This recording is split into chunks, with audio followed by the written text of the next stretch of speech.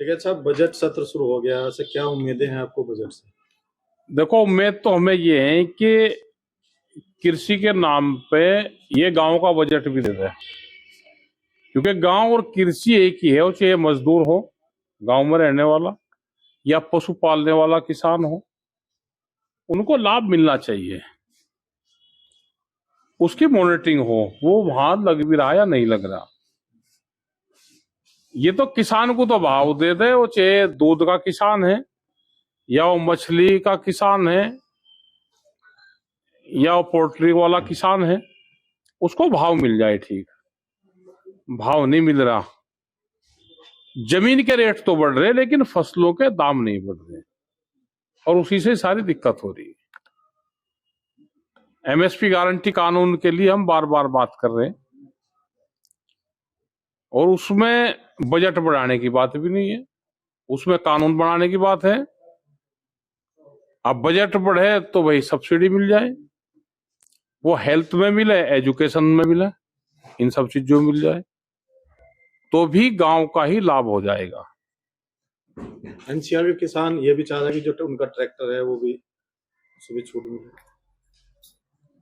Tractor पे कुछ पे छूट मिलती है,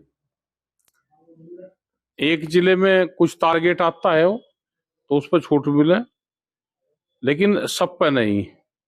वो सब पे छूट मिले, और बिजली पे मिल जाए, सोलर पैनल पे मिले छूट। हमें देश की एनर्जी बचानी है, तो रूफटॉप सब्सिडी को बढ़ाना पड़ेगा, वह चाहे गांव की हो या शहर की हो। हमने एक चीज और बताई कि बिजली, जो खेत की बिजली है, उस पर बड़ी आफत रहती है। हम खेत में बिजली यूज कर ले, और उतने ही पावर के हम सोलर पैनल हम गांव में लगा ले, गांव से हम लाइट ग्रिड में दे दें, तो उस पर छूट मिल जाए। ये सुझाव हमने सरकारों को दिया है कि हमारे पास में 10 किलोवाट का खेत में ट्यूबवेल है, 10 किलोवाट के हम अपने घर पे पैनल लगाएं गांव में, और उसकी लाइट हम ग्रिड में दे दें, हमको वहां पे लाइट फ्री मिल जाए। क्योंकि हमारे क्षेत्र में, इसमें गन्ने वाली बेल्ट में, जहां पे फसल 15-16 फुट 20 फुट होती हो, वहां पे चोरी का डर रहता है।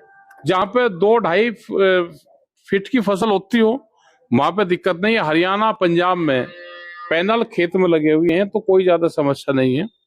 वे डेरों पर लोग रहते हैं, कोई समस्या नहीं है। लेकिन हमारे क्षेत्र में गन्ने की बड़ी फसल है, उत्तर प्रदेश, हरियाणा की कुछ जगह में, तो यहाँ पे पैनल चोरी होने का डर रहता है। तो ये पॉलिसी सरकार ले, और ये नहीं कि 3 किलोवाट तक सब्सिडी देंगे हम। अगर 10 किलोवाट का कनेक्शन है, तो 10 किलोवाट पर उतनी सब्सिडी मिले। इसको सब्सिडी बढ़ाई जाए, तो हमारी देश की जो एनर्जी है वो बचेगी, हमारा कोल के भंडार वे बचेंगे, और जो नेचुरल एनर्जी है हम उसका इस्तेमाल कर सकते हैं।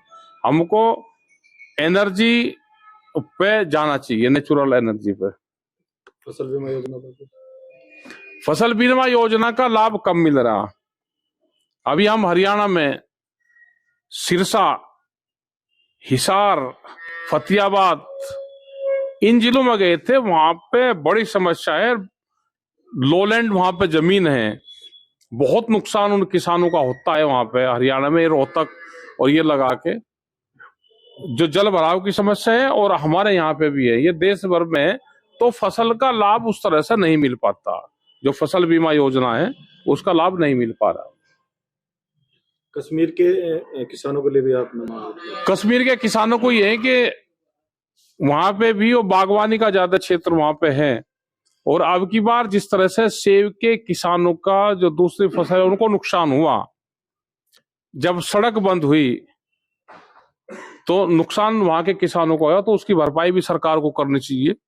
कभी वहां बंदी की मार झेलता है कि बंद करा, वो कई साल पहले तक वहां पे ट्रकों को उसको बंदी करा, और अब की बार नेचुरल बताया जा रहा है कि नेचुरल वो था, और उनका बंद करा, और पूरा सेब उनका सड़ा, उनको नुकसान हुआ। तो फसल बीमा योजना में उनको भी लाभ मिलना चाहिए, उनके भी केसीसी बनना चाहिए। वो चाहे हिमाचल का किसान हो हमारा, या हमारा उत्तराखंड का किसानों जो हिल स्टेट है उनकी पॉलिसी भी बने, क्योंकि वहां से बहुत स्पीड से लोग पलायन कर रहे हैं। हमारे उत्तराखंड से बहुत लोग पलायन कर रहे हैं। वहां पे जंगली जानवर और चकबंदी वहां पर नहीं है। छोटे खेत हो गए और बहुत स्पीड से पलायन कर रहे हैं। वहां पर चाहिए कि उनको ट्रांसपोर्ट सब्सिडी, जो फसल वे वहां पे पैदा करते हैं मंडी तक सरकार उसकी व्यवस्था करे, तो वहां से पलायन नहीं होगा। तो ये हमारा चाहे कश्मीर का क्षेत्र हो, लेकिन उत्तराखंड से सबसे ज्यादा पलायनिंग उत्तराखंड क्षेत्र से हो रहा है। वहां पे टूरिज्म को बढ़ावा मिले तो वहां का किसान बच सकता है। भूमि अधिग्रहण पे 2013 के बाद में सर्किल रेट नहीं बढ़े। सर्किल रेट बढ़े तो यहाँ के किसानों को फायदा होगा। अब 2013 का रेट लगाओगे और भूमि आज लोगे, तो जब उनको जो पैसा मिलेगा मार्केट के हिसाब से आज उनको चीजें खरीदनी पड़ेगी, उसके सर्किल रेट बढ़े तो उसी से ही उन किसानों को लाभ होगा। नहीं तो देश भर में आंदोलन होंगे, वो चाहे छत्तीसगढ़ में कोल माइन के आंदोलन हो, वो हाईवे बनाने के आंदोलन हो, चाहे अभी हमारे यहाँ को हाईवे निकलेगा, अभी उसके मूवमेंट होंगे, तो वे आंदोलन तो चलेंगे। अभी शामली से गोरखपुर के निकलेंगे, ये गंगा एक्सप्रेस वे निकल रहे हैं, तो ये सारे मामले हैं, ये चलेंगे। भूमि अधिग्रहण का उचित मुआवजा नहीं मिलेगा तो आंदोलन होंगे। अगर ये वीडियो आपको पसंद आया है तो इसे लाइक जरूर करें। अगर चैनल अभी तक सब्सक्राइब नहीं किया है तो कर लें और नोटिफिकेशन पाने के लिए बेल आइकन भी दबा दें।